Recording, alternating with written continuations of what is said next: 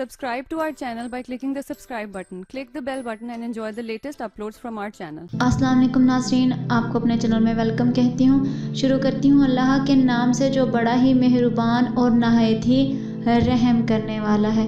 अस्सलातु वस्सलामु अलैका या रसूल अल्लाह व अला आलिका व सहाबिका या हबीब अल्लाह।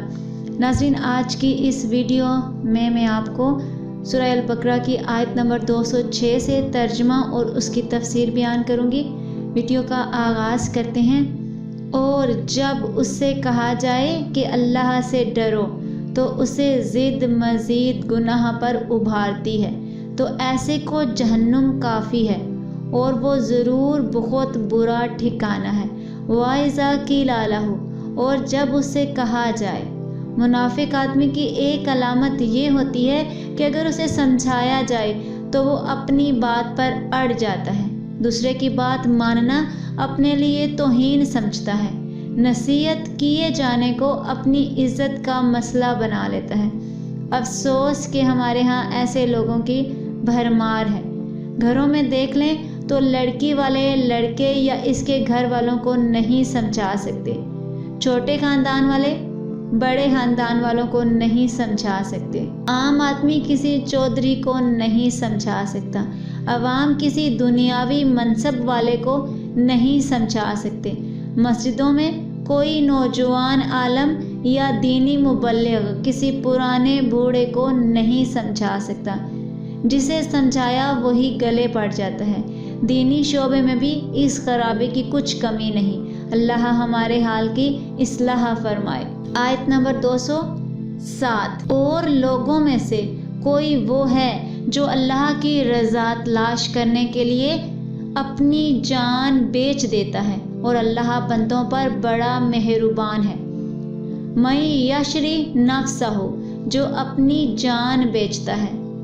हज़रत सुहेब रोमी रज़ी अल्लाह ताला अन्हु मक्का मुअज़्ज़मा से हिजरत करके हज़ूर पुर नूर सल्लल्लाहु अलैहि वसल्लम की खिदमत में मदीना तैयबा की तरफ रवाना हुए। मुशरिकीन कुरैश की एक जमात ने आपका ताक़ुब किया तो आप सवारी से उतरे और तिरकश से तीर निकाल कर फरमाने लगे कि है कुरैश, तुम में से कोई मेरे पास नहीं आ सकता जब तक कि तीर मारते मारते तमाम तिरकश खाली ना कर दूं, और फिर जब तक तलवार मेरे हाथ में रहे इससे मारूंगा, और अगर तुम मेरा माल चाहो जो मक्का मुकरमा में मदफून है तो मैं तुम्हें इसका पता बता देता हूँ, तुम मेरा रास्ता ना रोको। वो इस पर राज़ी हो गए और आप रज़ी अल्लाह ताला अन्हु ने अपने तमाम माल का पता बता दिया। जब आप हुज़ूर पुर नूर सल्लल्लाहु अलैहि वसल्लम की खिदमत में हाज़िर हुए तो ये आयत नाज़िल हुई। हुज़ूर अक़दस सल्लल्लाहु अलैहि वसल्लम ने आयत तिलावत फरमाई और इरशाद फरमाया कि तुम्हारी ये जान फ़रोशी बड़ी नफ़ा बख्श तजारत है। आयत नंबर 208। है ईमान वालो, इस्लाम में पूरे पूरे दाखिल हो जाओ और शैतान के कदमों पर ना चलो, बेशक वो तुम्हारा खुला दुश्मन है। उदखुलू फिस्सिल्मी कफ़ातन, इस्लाम में पूरे पूरे दाखिल हो जाओ। अहले किताब में से हज़रत अब्दुल्ला बिन सलाम रज़ी अल्लाह ताला अन्हु और इनके अहसाब ताजदारे रिसालत सल्लल्लाहु अलैहि वसल्लम पर ईमान लाने के बाद शरीयत मूसवी के बाज़ अहकाम पर कायम रहे। हफ्ते के दिन की ताज़ीम करते, उस रोज़ शिकार से लाजमन इज्तनाब जानते और ऊँट के दूध और गोश्त से भी परहेज़ करते, और ये ख्याल करते कि ये चीज़ें इस्लाम में सिर्फ मुबाह यानी जायज़ हैं, इनका करना ज़रूरी तो नहीं, जबकि तौरात में इनसे इज्तनाब लाजम किया गया है, तो इनके तर्क करने में इस्लाम की मुखालफत भी नहीं है और शरीयत मूसवी पर अमल भी हो जाता है। इस पर ये आयत नाज़िल हुई और इरशाद फरमाया गया कि इस्लाम के अहकाम का पूरा इत्तबा करो, यानी तौरात के अहकाम मनसूख हो गए, अब इनकी तरफ तवज्जो ना दो। याद रखें कि दाढ़ी मुंडवाना, मुशरिकों का सा लिबास पहनना, اپنی معاشرت بے دینوں جیسی کرنا بھی سب ایمانی کمزوری کی علامت ہے۔